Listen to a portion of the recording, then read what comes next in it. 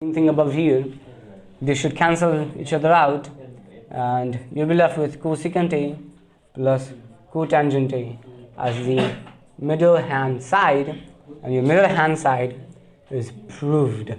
And once the middle hand side is proved, proving RHS is not that hard. Okay, proving RHS is pretty straightforward and pretty logical. Okay, so how do you prove the RHS? So you're going to take the MHS now. I'm going to write MHS here.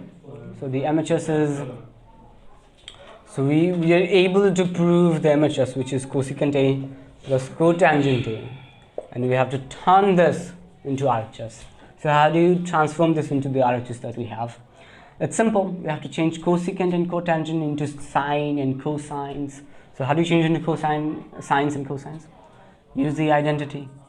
So cosecant A is 1 over sine A, and cotangent A is cosine A over sine A. And yeah, use the identity for this as well. So after using the identity for this, what you'll get is, you'll get this 1 plus cosine A divided by sine A, and this is your right hand side, which you were looking for.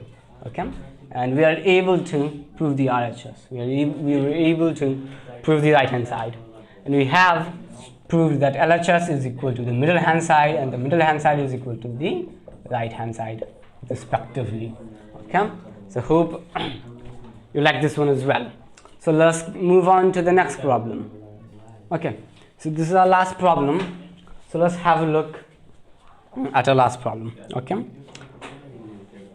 Okay, so this is our last problem, number D, and what the problem is, it says cosine A, so I'm going to write the problem first, minus sine A plus 1 divided by cosine A plus sine A minus 1 is equal to 1 plus cosine A divided by sine A. So this is a slightly longer video.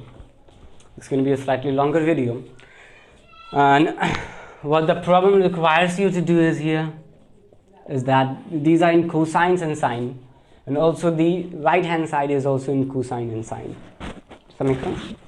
So yeah, so you cannot replace the one here by the identity, because the identity is in terms of sines and cosines, sine square A plus cosine square A.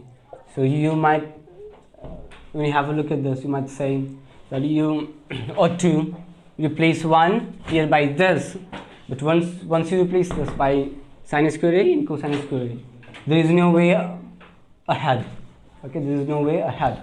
It cannot be factored out easily. So what are you going to do? This can be factored out easily once if this was in cosecant and cosine form. Does it make sense what I'm saying? If it was, let's say, in cosecant and secant form, we could have factored this out easily by using the formula. Does that make sense? So we have to change into cosecant and secant. So how do you change into cosecant and secant? So you have cosine A.